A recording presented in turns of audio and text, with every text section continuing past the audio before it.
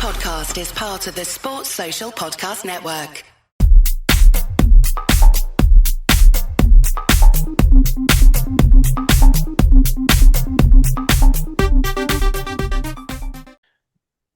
Joining me on this edition of the Cardiff Central podcast, we've got a first in a series of podcasts that we're hoping to do throughout this year to celebrate Cardiff's 150th anniversary year.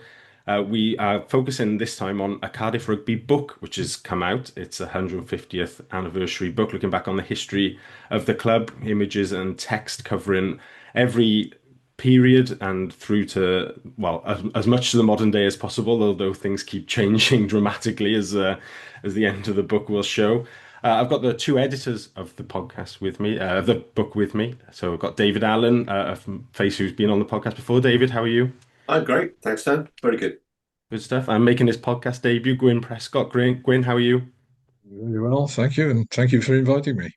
No problem at all. Thank you both very much for joining me. Gwyn, we'll come to you first as your first appearance. No caps officially, I'm afraid. You have an imaginary cap for coming on the podcast. But give us just a little bit of background on yourself as where Cardiff Rugby comes into your life and also your work as a historian, a rugby historian as well. Where Cardiff Rugby Club comes into my life, well, I had no choice really. I come from a long line of Cardiff supporters. My daughters are the fifth generation to go along and watch matches at the Arms Park. My first game was over 70 years ago, when in 1954-5, I think. I know Blethyn was still playing, and Cliff played in that match as well. Of course, like many other supporters, through my father, that I was first introduced to the game and to Cardiff Rugby Club.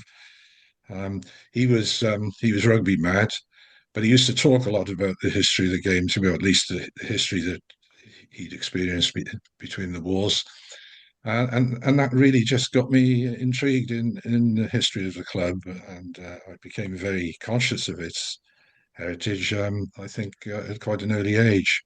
So that really was the thread that led me to, well, where I am now.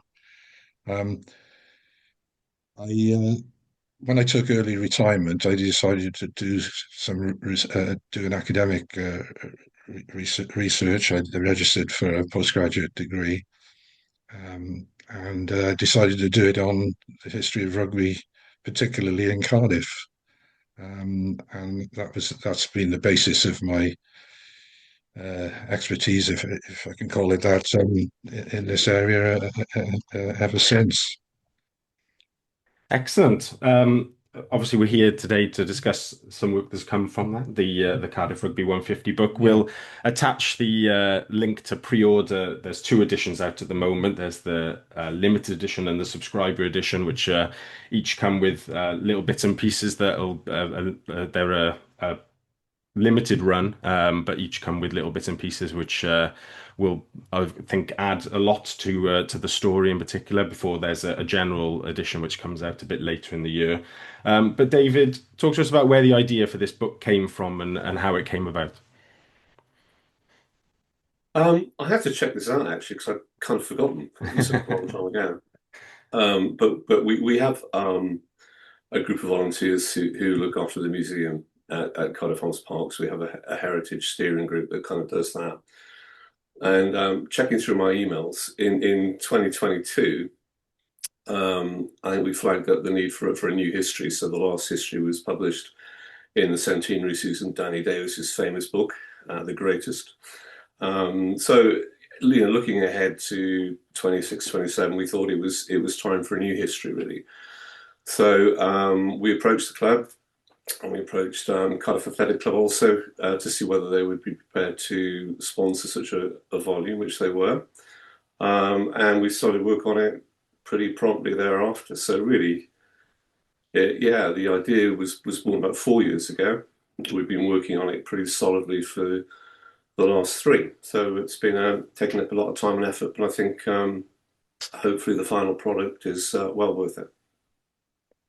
Absolutely. And Gwyn, just talk through the process a little bit of what it's been like editing and putting together. And there's been, well, I shall put, I think I've mentioned on the pod before, but obviously a bit of a vested interest as I was one of the writers. But You're one of the five contributors, yeah. what's Well, been like putting that together? can I first say that I'm very much the junior editor in this, and the project, as you probably realise, has been David's, and he's done most of the heavy lifting to get us to publication. Um, first of all, it's been a pleasure. It's been a joy, really. It's such a privilege to be involved with something like this, especially when you've been involved in following the club for so many years. Um, I think that I think the most difficult part of it, compared to books that I've written by myself, is that having to coordinate all the various contributions, and trying to, if you like, get a standard approach to everything. That is an added complication to a book, which is where you have several contributors. On the other hand, it's such a large topic. It's such a long period to cover 150 years, and as David has said, in a relatively short time, that it could really only, I think, be tackled by a group of authors rather than by any individual. Um, but overall, it's been a very rewarding experience. And can I say, um, in in in writing, certainly my contribution to the book, but I'm sure it's true of everyone else involved. We stand on the shoulders of giants. There were two very, very good earlier histories. In my case, because I'm interested in the early history of the club, I have to say Charlie Arthur's book, I think, is brilliant. The book he wrote in 1907, I think it's probably the best rugby club history written before the First World War. So we have been very lucky that we've got those standards, not only to draw on, but to the standards of quality of those books to aim at. Absolutely. A question for each of you. I'll come to you first, David. What's a story that kind of sticks out from the book, from the history of the club that you've come across in the process of editing it? Yeah, well, first of all, to comment on Gwyn's comment, really, I think it has been a team effort. So yeah, somebody has to take the lead, but it's been a team effort. And I think kind of in writing the book, going back to the process bit, we right at the outset we decided we didn't just want it written by more mature characters like Gwyn and I. So we wanted people that were kind of younger fans of Cardiff to have a voice as well. So you contributed, which was great. Steve Coombs, obviously a sort of regular on the podcast, also it's kind of a central podcast book, actually, isn't it? Thinking of that. Well, we could rebrand it. I don't know. Yeah. But James Stafford as well, so well-known rugby author. So we wanted to kind of have different voices, and as Gwyn says, the challenge. Then one of the challenges was actually trying to get a kind of consistent style across that, which is always a risk in an edited book. But I think hopefully we've kind of done it. I don't know. There are so many stories really in such a rich history. But I'm kind of a bit like Gwyn, I suppose. I'm drawn to the early years, and I particularly like the sort of sections on the 1905. We haven't liaised about this, Gwyn, at all, so we might pick the same bits, which I just but the 1905-1906 season and beaten club season, and in that season we played on Boxing Day 1905, the originals, the first New Zealand touring side, losing 10 points to 8, a loss which was largely attributed to an error by our fly half, kind of Percy Bush at the time. And it was a bit like, I guess, the Howley try in the, whatever it was it 2004? Can't remember, 2003, 2004. Wasps Toulouse European Cup final, where Howley sort of sneaks in and touches down the ball because the Toulouse fullback hesitates, is watching it kind of go into over the dead ball line, but it doesn't. So a mistake by Bush, allegedly results in New Zealand try, and he's reported to be kind of distraught after that in a newspaper report by Old Stager, who was the prominent rugby writer at the time. He's reported as kind of losing his head, and he lost his head and kind of loses the game for Cardiff. And it's really interesting because Ken Poole, former player and a great collector of Cardiff memorabilia, has C.S. Arthur's book, which was actually owned by Bush. And in the kind of losing his head comment, there's a handwritten retort by Bush saying rubbish, or words to this effect, rubbish, losing his head. That's something the Cardiff captain never did. And he explains how the New Zealanders didn't touch the ball down, and the ref doesn't know this because he's like, as refs always are, 20 yards behind play, etc., etc. And there's a really kind of just nice extract around that really, really important match and really important season. But the thing I really, really liked is, so we played the All Blacks on Boxing Day that year. But the next day we played the Barbarians, which is fantastic, and kind of beat the Barbarians 15 kind of nil. So there's something you can't imagine, can you, in the kind of present rugby world. But I just love the fact that, we had this hugely important game played in front of 40,000 people one day, and the very next day played the Barbarians. We used to play them twice then, at Christmas and at Easter. And I just love the kind of sequencing of that. So the whole kind of romance around that game, but the fact that we played another really important game the next day is really, I think, really interesting. Just trying to think of how I would ask my wife for permission to go to the rugby on the 26th and 27th of December. Well, what about the players? Yes, very true. Gwyn, what's the story that sticks out for you?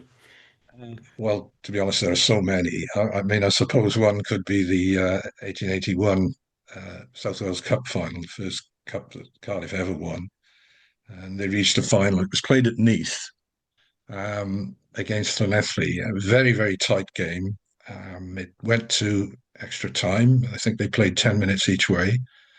Still no score. And then towards the end of the second phase of extra time, the Cardiff winger crossed and scored, and it was 3-0. There was still a few minutes to go.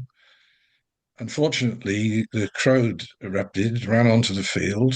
They couldn't disperse the crowd.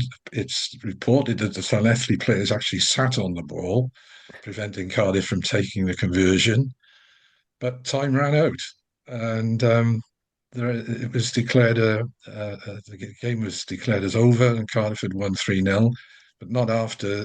But during the course of the spectators running onto the field, the Cardiff touch judge was attacked by the crowd and had to be protected by the police. So it was quite an ordeal. But anyway, we won, and Cardiff received a great reception when they returned back to Cardiff Station.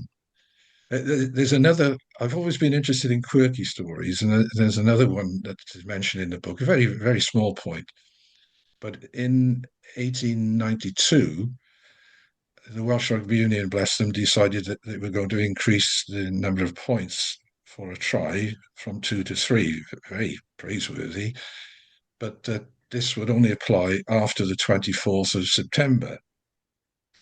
Cardiff played Neath on the 24th of September.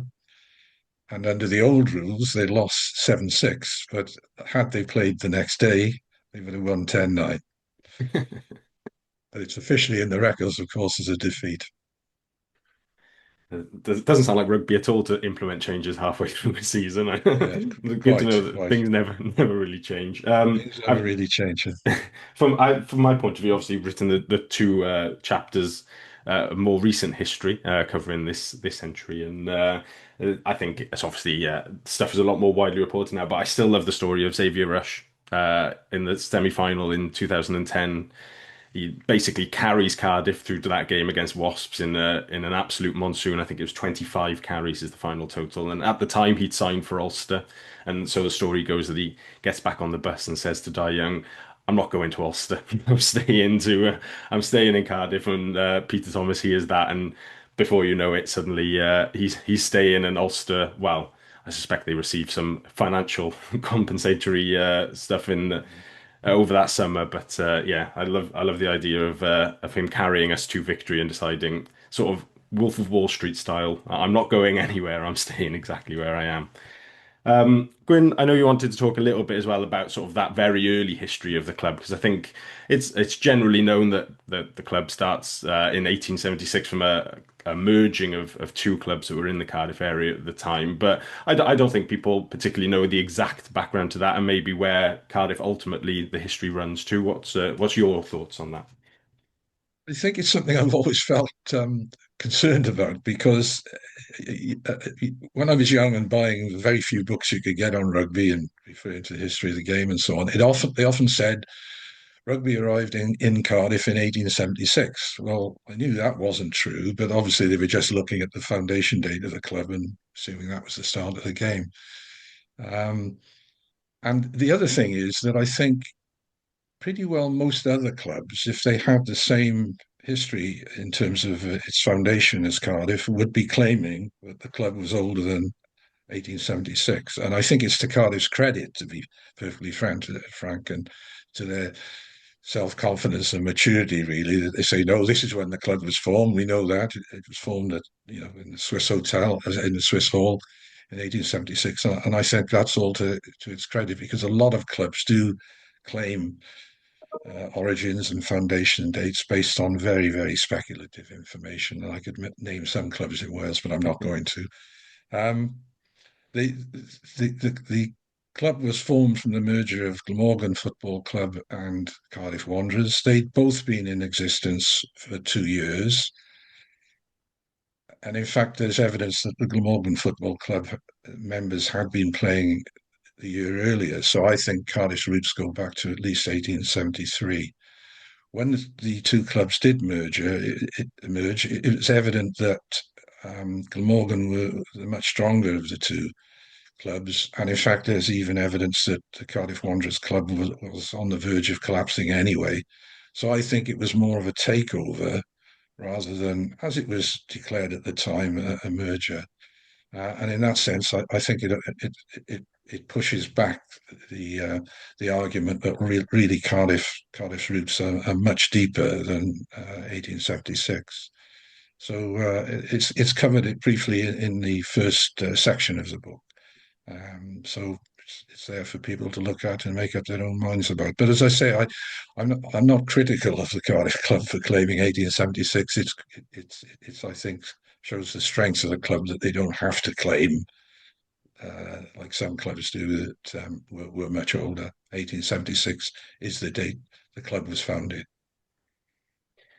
Here we are 150 years later, still talking about mergers and takeovers in Welsh Yeah, rugby as indeed. well. Oh gosh, yeah, I never thought of that. Yeah. A couple of quickfire questions for you both then. David, what's a favourite Cardiff game that sticks out amongst the many I'm sure that you've seen over the years? Is there one or a couple that stick out to you? Yeah, I guess I was. I'm a youngster compared to my co-editor. My first game was in '71, so I've got a lot of catching up to do. I was lucky enough, I guess, to see two of the victories over Australia. It's an incredible part of the club's history. Played. We won 6 consecutive games against Australia, which is an incredible achievement. So I was lucky enough to see the last two of those. Things like, I don't know, the last cup final on the old national ground, with the Nigel Walker and the Mike Hall kind of tries. That was a kind of phenomenal game. The recent more recent European triumphs. They've all got kind of great memories associated with them. But I think probably my standout game was the game at Pontypool Park, which I think was 1978. So I was on the bank at Pontypool Park that day, and it was obviously this when kind of Pontypool were at the kind of zenith, really had that absolutely phenomenal pack. And we played them earlier in the season at the Elms Park, and a huge game. We'd drawn 7-7. I think Pat Daniels, if I remember correctly, sort of scored a try to level the scores for us. But this is a Welsh Cup game, and in my memory, we win the ball 5 times in that game because Pontypool back is just so dominant. But Gerald Davis scores 4 tries, and we win the game. Because of Gerald Davis's 4 tries. And if you look back at the kind of highlights of that game, it was just something else. And although Pontypool had that incredible pack, we had players like Roger Lane, who was an absolute beast on that day. But to see Gerald, who I think kind of was my favourite player as well, score those 4 tries, and for the rapier, if you like, to kind of beat the bludgeon on that particular day was kind of phenomenal, really. So yeah, I'd probably nail it down to that. But there are so many, and on a kind of different day, you probably pick a different match, I guess.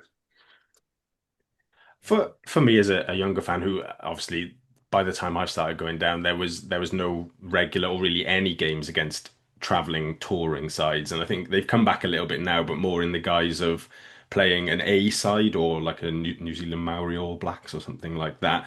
With those games where Australia came and Cardiff beat them so many times, would they be against proper Australia, as it Oh were, yeah. like full on? They would bring a first team. Absolutely, absolutely. Obviously, Yeah. it was a different age, and it was the age of the kind of long tours, you know. So they would normally play, you know, all the UK international sides, but you know, maybe sort of 15 or 16 games against club sides and some combination sides as well. So absolutely, absolutely, those were, and I think the Cardiff game was always treated very seriously. You know, it was always regarded as a kind of a real test.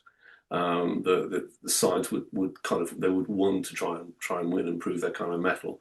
So absolutely, there were no.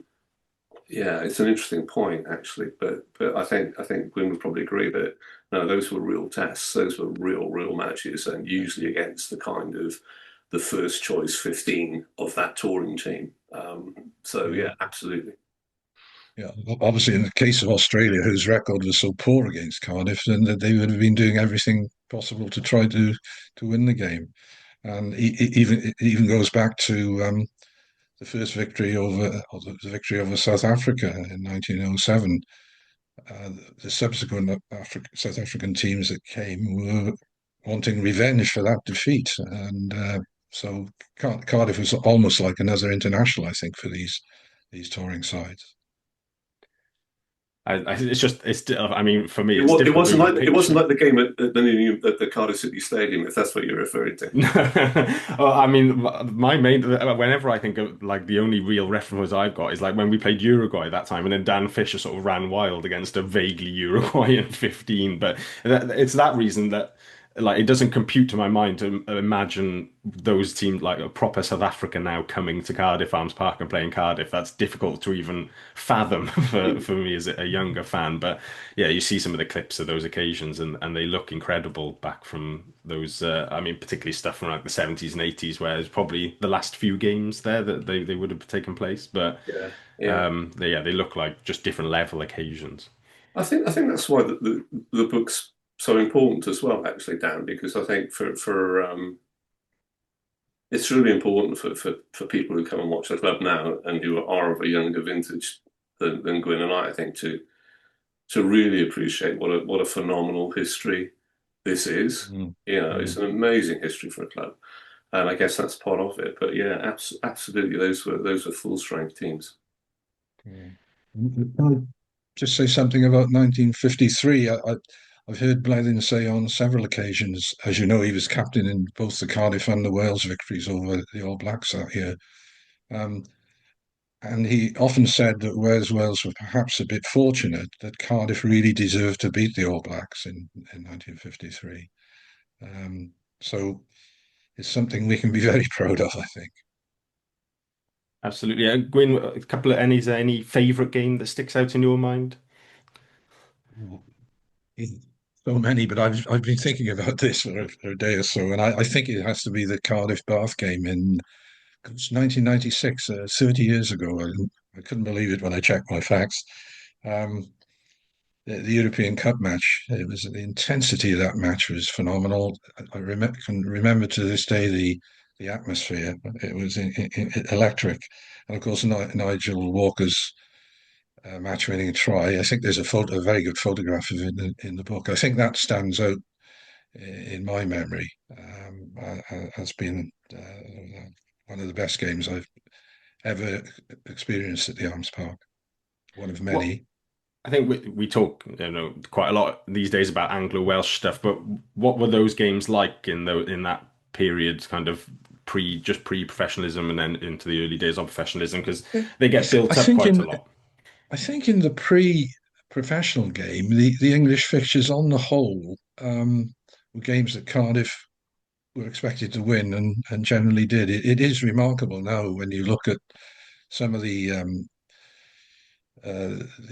senior clubs in England whose record against Cardiff at that time was very poor. I mean, I can remember being at the Arms Park. I don't recall what year it was now, but whereas Cardiff had been playing Bath for very many years, that was the first time Bath had won at the Arms Park. It's only 20 or 30 years ago, and it's an incredible. And you think the fixture went back, 50 years before that or more. Um, there were always one or two strong English clubs who gave Cardiff a good game. Coventry were exceptionally strong back in the 50s and 60s. But generally, Cardiff would get the better, certainly at home, against all the leading English clubs, Harlequins, Leicester, Northampton. Exeter weren't a particularly strong club in those days. They all they were all matches that Cardiff generally won at home. And if you look at Danny Davis's history and look at his lists of Cardiff fixtures over the years, you'll see that the record against English clubs was absolutely superb. But they were really important games, weren't Cardiff they? were always welcome as a visiting club because not only did Cardiff play in front of big crowds at the Arms Park, but they drew big crowds too to various English venues. So English clubs were always delighted to have Cardiff on their fixture list. Yeah, I think. I'm sorry to interrupt, but I think they were massively important games, and I can always remember things like the Coventry game was always like early 70s. It was still really exciting, sort of Yeah. Duckham and et al. Sort of appearing on the Arms Park, and clubs like Moseley actually, kind of fallen by the wayside in England, but that was always a good fixture. But yeah, Gwyn's right. So if you go back earlier, go back to the Wooler era, if Wooler was playing against an English club, they would advertise the fact, that Wooler was going to appear, Wolf Wooler was going to appear, because it would have a major impact on the kind of gate. But if you look at those fixture lists, the English club fixtures were a hugely important part of our routine calendar. It's a tragedy that we still bemoan today, I think, the fact that we don't have those games anymore. Gwyn, coming to you on. Sorry, go on. Sorry, I just add to that, and Cardiff's fixture list containing so many English fixtures is something that goes back to the very earliest, well, almost the very earliest part of the club's history. From the 1880s onwards, we were beginning to take on all the leading English clubs. So it's not well, it wasn't a recent part of the club's history. It was something that went right back. And it's interesting to look back at those early fixture lists and, of course, see clubs like Swinton, so the clubs which then became rugby league clubs, featuring in Cardiff's early calendar of fixtures. So it's another facet of the game which is really interesting, I think. Indeed, I mentioned this in the book that I think Cardiff played. I worked it out as something like 45 fixtures against clubs which later became the Northern Union rugby league clubs like Wakefield Trinity and so on, and Wigan. And they generally won most of those games. They certainly won more than they lost. So that was a part of the game that was lost when the clubs joined the Northern Union. But so that Cardiff still were already playing some of the top clubs that from the north of England, as well as London clubs and university sides and so on. I don't know. Back in those times where there was regular Anglo-Welsh fixtures, David, was there much of a sort of culture around going to away games? Was that a regular thing that Cardiff fans would head over the border to the English grounds sort of every other week? Yeah, absolutely. I think our supporters club sort of struggles, doesn't it, these days, because it has very few matches to arrange trips to. But that was standard. There would be a supporters club coach, to places like Moseley, Coventry, Gloucester, and so on. So it was very, very much in the culture of the supporters then that you didn't just pitch up at the Arms Park, but you would make those trips, and they were real events. So absolutely. Yeah, it was kind of an important part of I guess, the social life around the club as well. That you got used to travelling with fellow fans to those games, and I've got great memories of going to a lot of those grounds, and it's really tragic. I think that we don't have that as something that we enjoy today. No, I Yeah, absolutely. Sorry, go on, Gwen. sorry, I was going to say, and going back even earlier than that, you can find references in the press to the local railway companies putting on special trains just for club matches. So if Cardiff were playing in Earthly, for instance, or places like Gloucester and so on, um, they run special trains to take supporters to the game. And there was one advertisement I came across which said, I think it was a game, it might have been against Blackheath anyway, a game in London, and it talked about uh, go to the match and have time to visit a theatre in the evening and come back on the late train. So, this was something that went back right to the start of the game.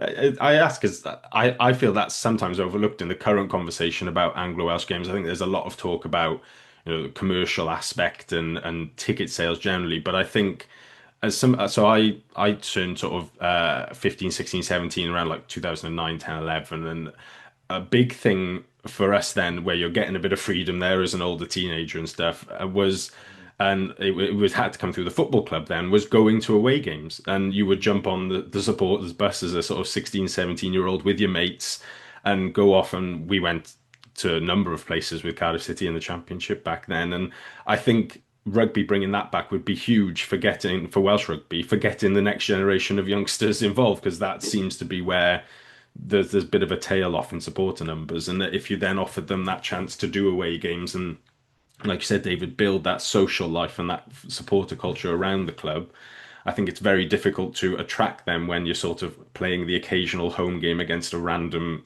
team from another hemisphere every few months, and that you just don't build that supporter culture that young people want to get involved in now. No, and Yeah, I think the other aspect of it was it wasn't just the richer fixture list, but it was also the regularity of it. So you knew, you had a game every weekend, and quite often you had a game midweek.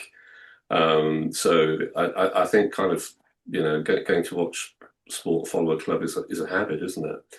And it was actually much easier to develop that habit in those days because basically there were regular opportunities to do it. Whereas now, as we know, second half of the season, we get a tiny handful of home games, and it's much harder for people to develop that habit, I think.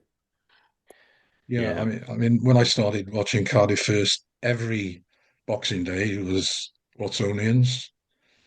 At Easter, Good Friday, um, was I think the Harlequins, and then on Easter Saturday, of course, the Barbarians. I forget who used to come on the Monday. I'm not sure if it It was was always a Harlequins regular. on Monday, Gwen. Oh, it Harlequins was on Monday. well, it was that's right, Harlequins on Monday, yeah. Yeah. But these were fixtures. I mean, fixtures, literally fixtures. Um, in your social calendar, if you like, you knew what was going to happen, and down you'd go to these games. And it's such a shame that that's not available anymore. But there we are. That's the modern game, I'm afraid.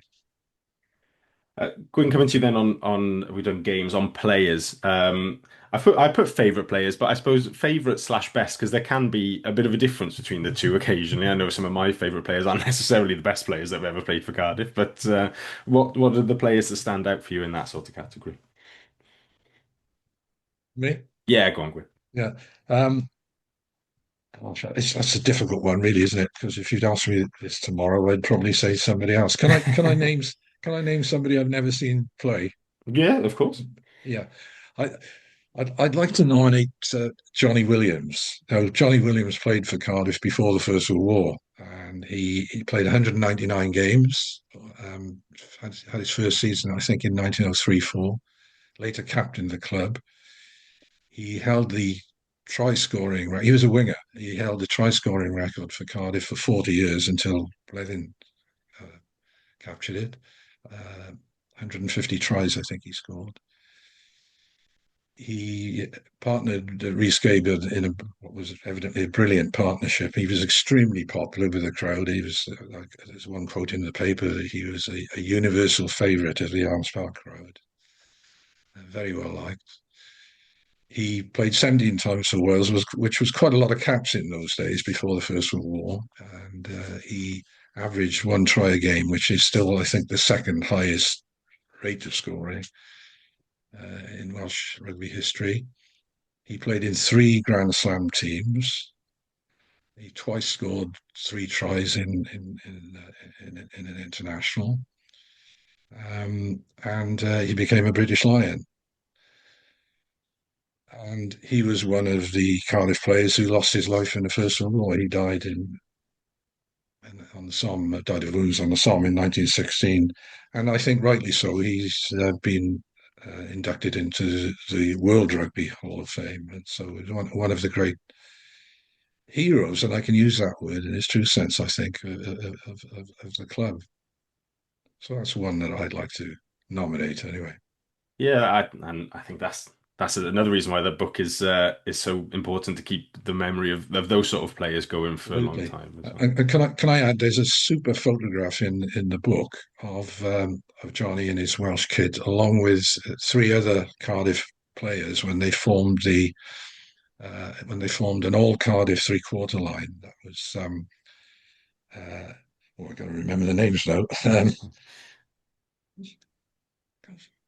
Reggie Gibbs, Billy Spiller, and Louis Dyke, and Johnny, and 4 of them standing together in full kit. And it's a super photograph. They've even got their signatures underneath it. So I think it's well worth having a look at that when you get the book.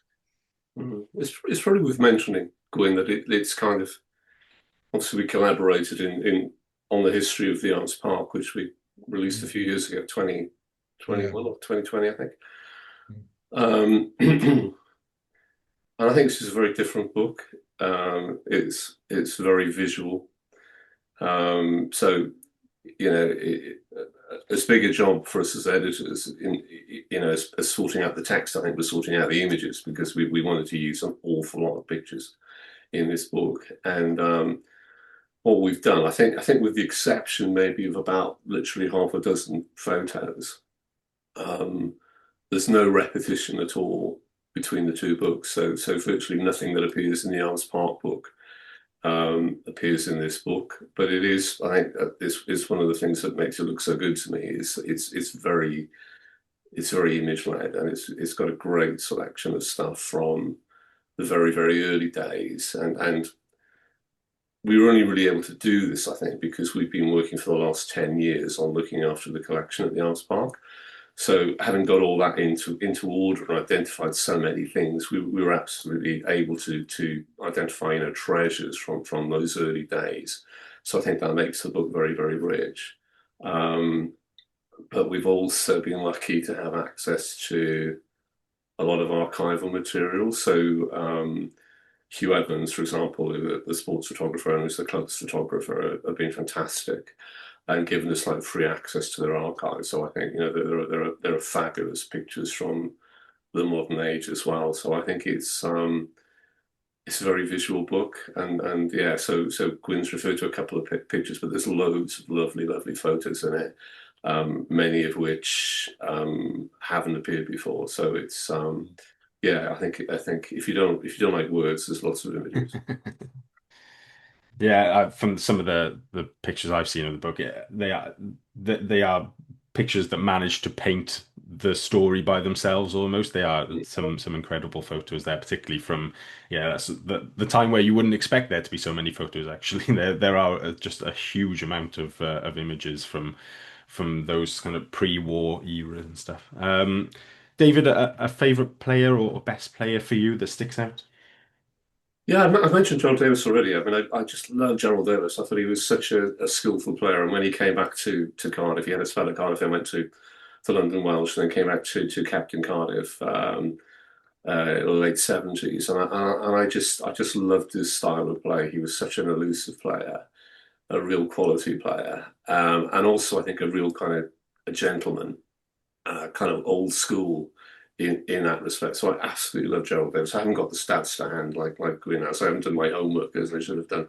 But it was more a style thing, and it was epitomised by that game I kind of made reference to at Pontypool. And one of my claims to fame is I can claim to have tackled Gerald Davis. It happened in the club.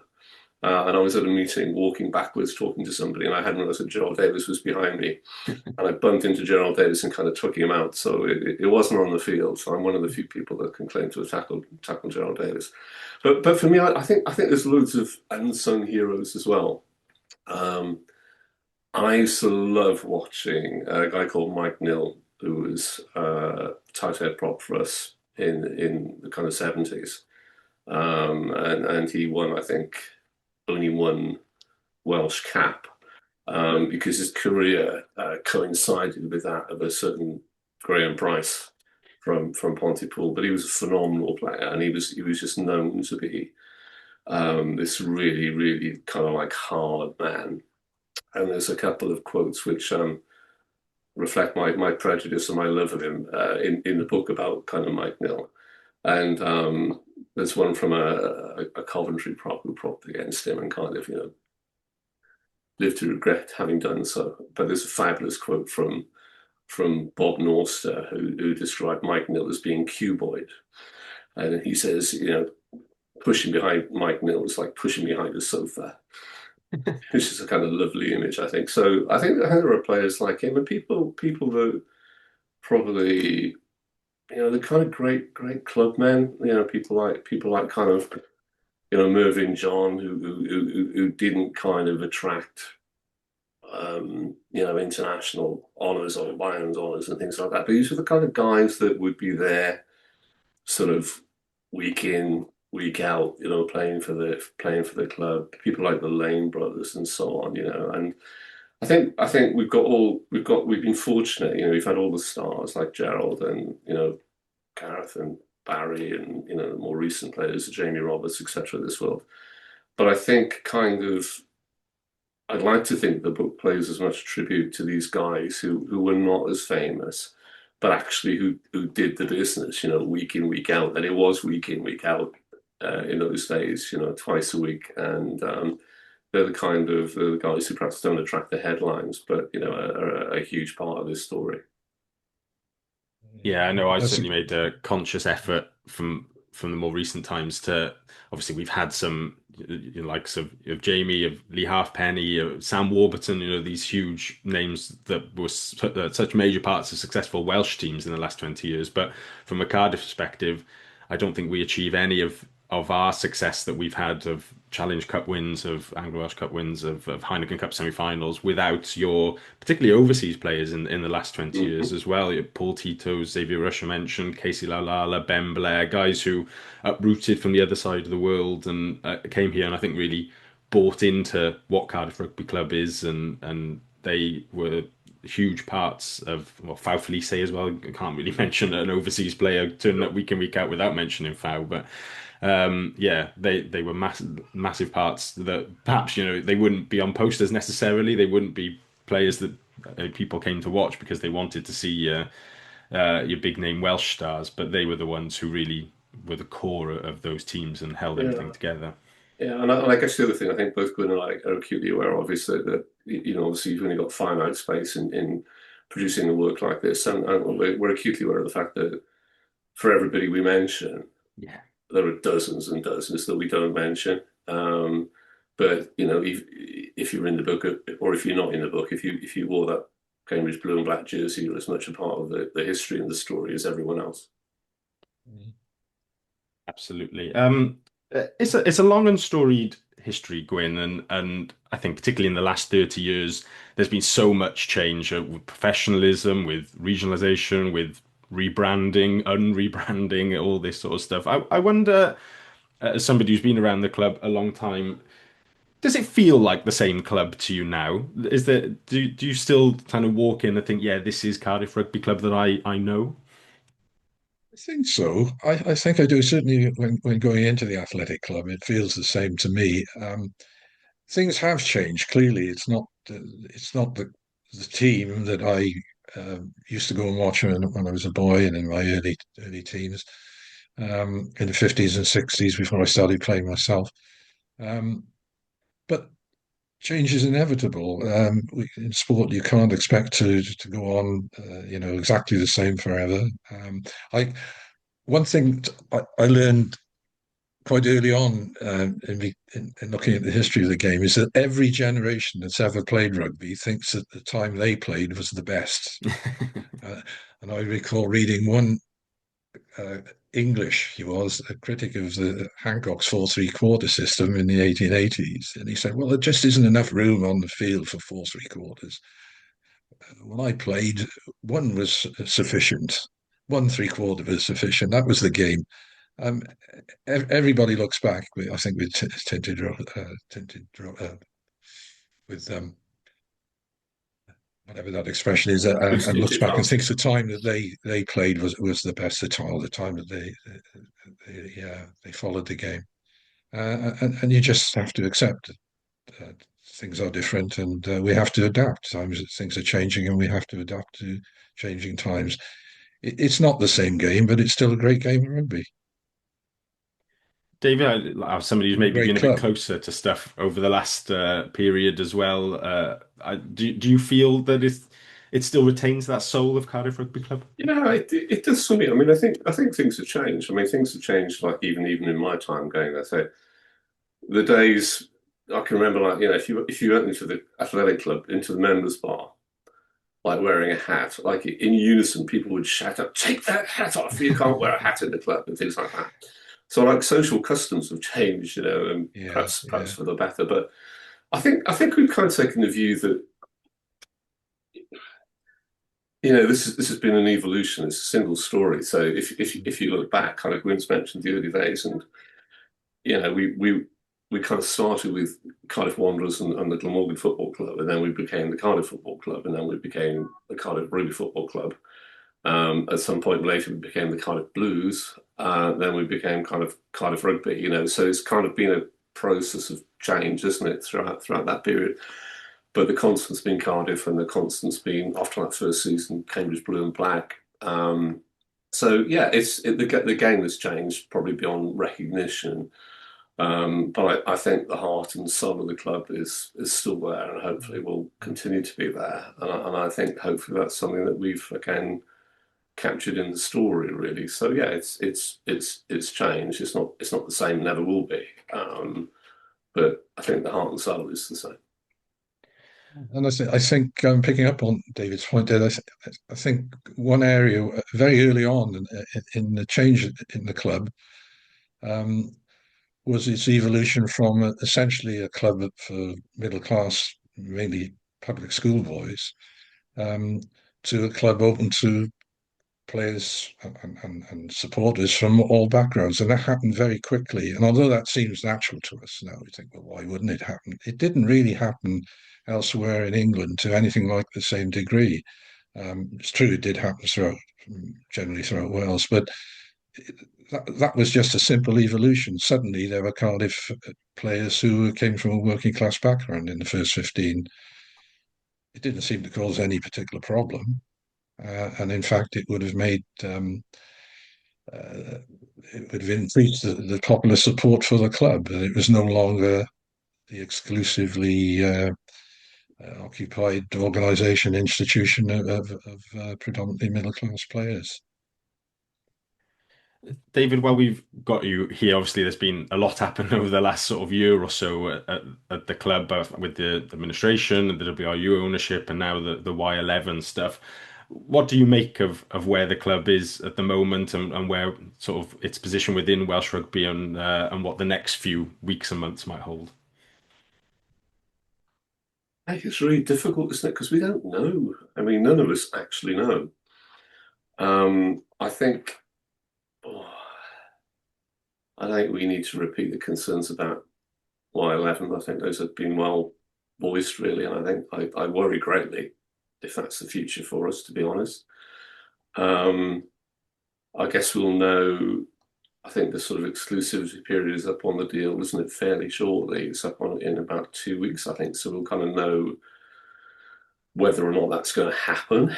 I'm not sure it's kind of nailed on at the moment. I think it could still not happen. In which case, do the Welsh Rugby Union go to market again, or do they hang on to us? I mean, I kind of I'm one of those bods, to be honest, and I thought that having got hold of us by accident, they'd probably want to hang on to us. I know that would cause huge issues with the other professional teams in Wales, but kind of, in a sense, kind of owning Cardiff, opens the door to a lot of things I think that the Welsh Rugby Union want to do in terms of developing the kind of site and so on. So I don't know. I think I'm kind of as confused as everyone else, really. I think the road we've kind of gone down, kind of in terms of this reducing to 3 sides, is probably not the right road. I think we had a conversation yesterday, but I think there was a view that actually, clearly things couldn't stay as they were, but I think a lot of people's preference was to actually just look at a model of retaining 4 teams and having a very clear differential funding model. We have to have one team, it seems to me, that's capable of winning things, at least one team that's capable of winning things in Wales. And I'm not sure we'll have that under what's proposed at the moment, but I think, we talked about 2+2 and 1+3 and all the rest of it. I think that was probably the way to go, and actually having some kind of tender process or beauty contest, as I refer to it, to sort of identify who that team might be. And it wouldn't necessarily be us, but we will have to have a team that's capable of winning. And I'm just worried that there's so much fudging going on at the moment, and I think, I worry about the EGM stuff that's happening and kind of the motives behind that. And I think we've just got to hope that whatever happens, then the heart and soul that I've referred to remains resilient.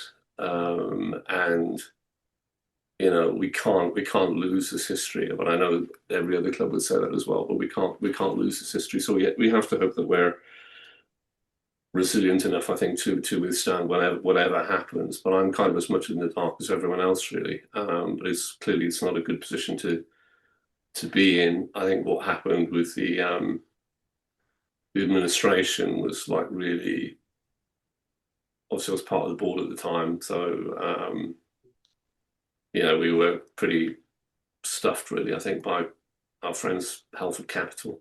And what people don't realise is actually how hard the previous board worked to save the club and to get the deal with the Welsh Rugby Union over the line.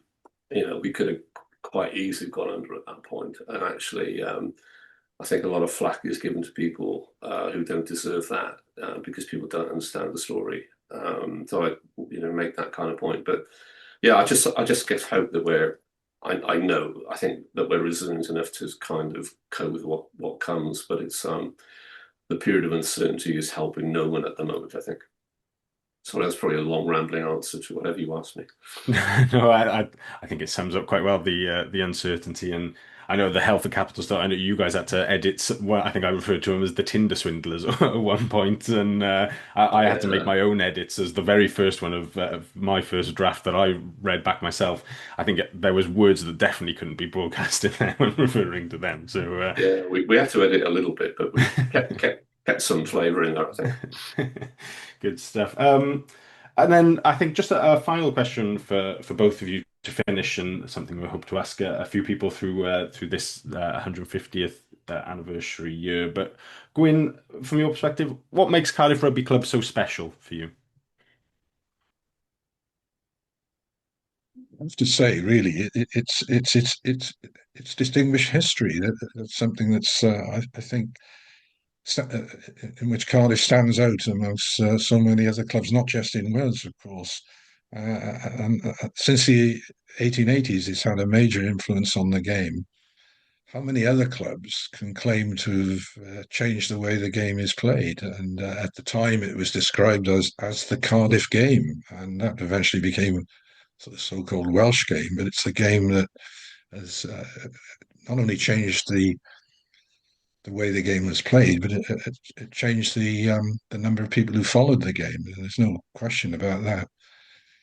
So I think that's something that I personally take great pride in the fact that I'm a follower of this club. And the other thing that makes Cardiff special, I think, is the contribution it's made to the life of Cardiff itself, the city of Cardiff itself.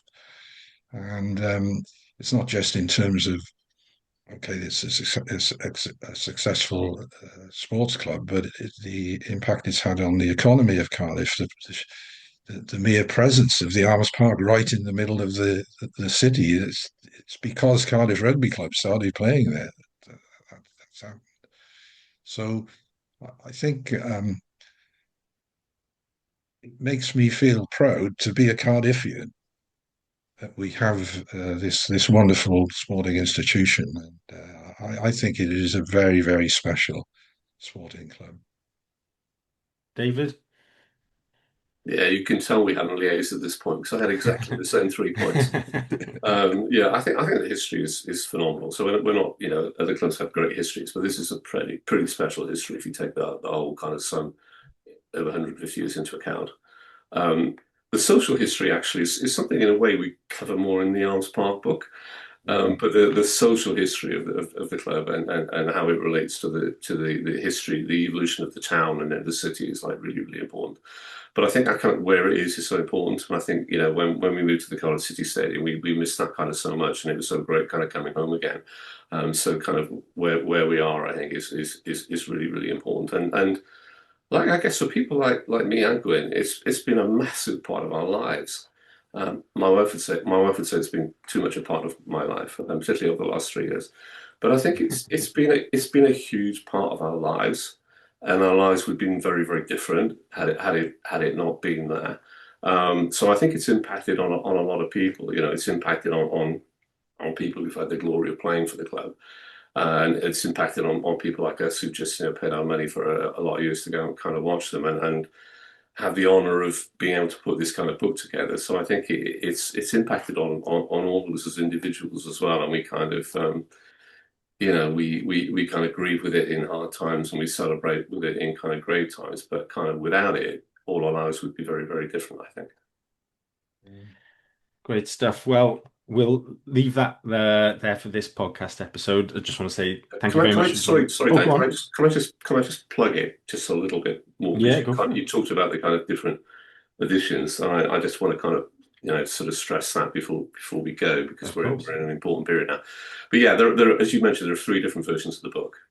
Okay, and there's one which goes on sale to the general public, and will go on sale through Amazon and Waterstones and all the rest of it. But what you have at the moment is an opportunity to buy a subscriber copy. So what that means, if you buy a copy in advance of the 2 versions we currently have on sale, then you can put your name in the book. Your name will go in the book, as a subscriber, or you can put your kids' names or your grandkids' names, whatever it is, kind of in the book. So in a way, it's a chance to sort of, be part of that history and leave your own kind of little legacy, I think, in terms of, people who look at that kind of book in future. And the sales have been terrific. So we sold, well over 100 of the most expensive kind of version. And really made good sales on the other one as well. But just so people are aware, you've got until the 20th of March to buy one of those books. And the reason that we have that kind of deadline is obviously the book has to go off to the printers and be printed in good time for the season and that. So we have to have those appendices with people's names in it kind of confirmed by then. But it's a short window, so people have got until March the 20th to buy a subscriber copy and have your name associated forever afterwards with the history of our great club. And there you go. As I said, we will include the link to pre-order the books in the description of the pod. So head down if you're in YouTube, it'll be in the description box on whatever podcast platform you're on. It'll be in the episode little bump that comes with that podcast. As David said, there's the premium limited edition where you receive a special slipcase and it's signed by 6 team greats. And then there's the subscriber edition, both of which allow you to have your name in the book. I think it's fantastic as a read. It'll also be fantastic as a collector's item as well. So it's well worth an investment now.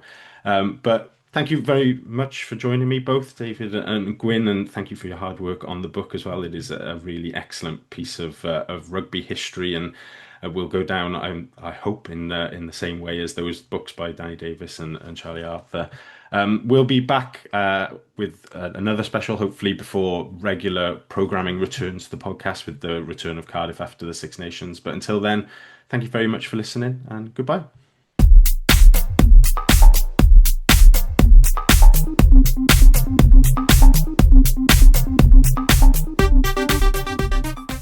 With Car Guru's Discover, you can skip the filters and describe what you're looking for in your own words. Simply type what you want, and Car Guru's Discover instantly surfaces real listings that match your exact needs. It's no wonder Car Gurus is the #1 most visited car shopping site according to SimilarWeb's estimated traffic data. Buy or sell your next car today with Car Gurus at cargurus.com. Go to cargurus.com to make sure your big deal is the best deal. That's CARGURUS.com. cargurus.com.